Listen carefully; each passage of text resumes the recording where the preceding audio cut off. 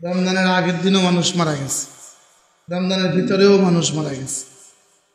আল্লাহ তাআলাই মেহেরবানি করে আমাকে আর আপনাকে রমজানের কিছুটা হলেও কিছু করার তৌফিক দিয়েছে, এই জন্য বলি আলহামদুলিল্লাহ। লেকিন রব্বুল আলামিন এক ইবাদতের পরে আরেক ইবাদতকে তার পেছনে দিয়ে দেন, যেন বান্দা হারিয়ে না যায়, যেন বান্দা হারিয়ে না যায়। আর আগের ইবাদতটা যেন পূর্ণাঙ্গ হয়, আগের ইবাদতটা যেন কি হয়। এই জন্যই নামাজের পরে আবার তাসবিহাত, নামাজের পরে আবার নামাজ, একটু পরে তো আবার নামাজ, একটু পরে তো আবার নামাজ। রমাদানের রোজাকে পূর্ণাঙ্গ করার জন্য রব্বে কারীম শাওয়ালে আবার 6টা রোজা দিয়ে দিয়েছে, যে রমজানের কমি খামিগুলো যেন পুরা হয়। এই জন্য আল্লাহ তাআলা রমজানের পরে শাওয়ালে আবার কত রোজা দিয়েছেন? 6 রোজা দিয়েছেন। লেকিন রব্বে কারীম তো এটাও জানতেন রমাদানের পরে বিয়ে শাদীর ঝামেলা থাকে, দাওয়াতের ঝামেলা থাকে, এই জন্য এই 6টাকে একসাথে না করে ভিন্ন ভিন্ন করে দিয়েছেন। এই 6টার দিন আল্লাহ তারা ঠিক না করে আমার উপরে ছেড়ে দিয়েছে।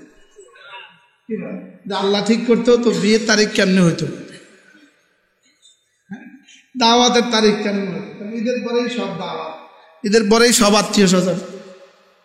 এই জন্য আল্লাহ তারা এটাকে নিজের এখতিয়ারে দিয়ে দিয়েছেন, যাও পুরো মাসে মান আতবা বিসিত্তাতি আইয়ামিন বা'দা রমাদান, রমাদানের পরে যে আবার 6টা রোজা রাখবা, কান্নাহু সামাদ দাহরা কুল্লাহ, সে যেন পুরো বছর রোজা রাখলো।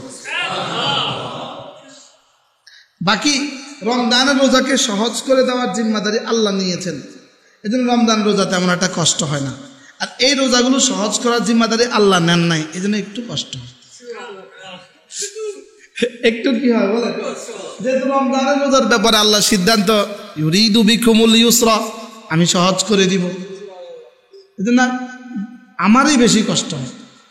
গতকালকে রোজা, বিকেলবেলা মাথা ছিঁড়ে যায়, ঘাট ছিঁড়ে যায়, কি অবস্থা, আল্লাহ এলে গেছে। তো যদি আপনি জিম্মাদারি না দিতেন রমজানের রোজাও আমাদের একই অবস্থা হতো। আর এই 6 রোজা এটা আল্লাহ তাআলা স্বয়ং কি নেন নাই বলেন, সহজ করার জিম্মাদারি নেন নাই। আর এই জন্যই নফলের মধ্যে পুরস্কার ফরজের মতো রেখে দিয়েছেন, কষ্টটা একটু বেশি হবে যে। এই জন্য রমজানের রোজা 30টা, 30 10 300, আর 6টা 60, ব্যাস 360, পুরো বছর রোজা রাখার সমান হয়ে গেল। তো একটু কষ্ট না দিয়ে কি দিবে, এই জন্য দাওয়াতও ম্যানেজ করতে হয়, সব ম্যানেজ করে মোটামুটি একটা কি পরিবেশ করে তারপরে রাখতে হয়।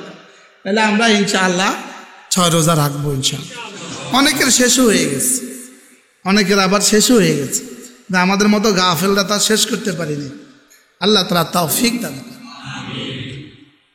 আজকে সকালে সুন্নতের পরে 5 মিনিট সময় ছিল, আমার হাজী সাহেব আমাকে কোরআন শরীফ তুলে দিয়েছে। আমি যে আয়াতটা পড়ছি এতটা ভালো লাগছে যে এটাই আজকে শুনিয়ে দিই। এই জন্য আমি সূরা ইউনূস থেকে আপনাদের সামনে 3খানা আয়াত কারিমা পড়লাম। এই আয়াতের আলোচ্য বিষয় হল আল্লাহ তাআলার সাথে সাক্ষাৎ। বলেন, সাক্ষাৎ আল্লাহ তাআলার সাথে আমাদের হবেই হবে,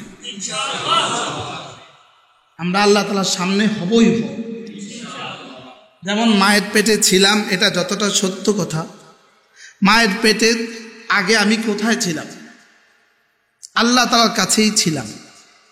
কেউ স্বীকার করলেও সেও ছিল, যে স্বীকার করে না সেও ছিল। বলেন কি বলছি বলেন,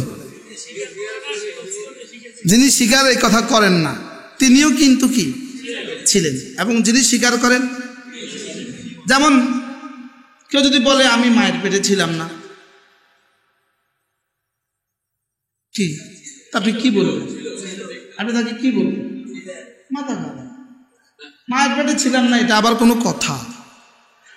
এই জন্য মায়ের পেটে ছিলাম এটা ঈমানের অংশ নয়, কারণ এটা চাক্ষুষ বিষয়, দেখার বিষয়। আর মায়ের পেটের আগে যেখানে ছিলাম এটা দেখার বিষয় নয়, বুঝার বিষয় নয়, এটা শুধুই বিশ্বাসের বিষয়। কবরে যাব এটা ঈমান নয়, এটা দেখার বিষয়। কবরে যাব, এটা কি নয়? এটা ইমানের অংশ নয়, এটা দেখার বিষয়। যেটা যেটা দেখার বিষয় এটা ইমানের অংশ নয়। যেটা যেটা শুধুই অদৃশ্যের বিষয় এটা ইমানের অংশ। কি এজন্য ম্যান ইজ মর্টেল, কুল্লু নাফসিন যায়িকাতুল মাউত, মানুষ মরণশীল। এ বক্তব্য সবাই পারে কিনা? আমাদের দেশেই কেউ মারা গেলে দেখা যায় না। কারা কারা এই বক্তব্য পারে? কারে কি পারে না? যখন সবাই আসে বক্তব্য দিতে, ইমাম সাহেব পেছনে দাঁড়িয়ে থাকে চুপে চুপে, ওনাকে আর কোনো চান্স দেওয়া হয় না, বাকিরা বক্তব্য দিয়ে বক্তব্যের কোনো অভাব থাকে না। হ্যাঁ, বাস্তব না বাস্তব? ওই দিন বক্তব্য দেওয়ার খুব কি,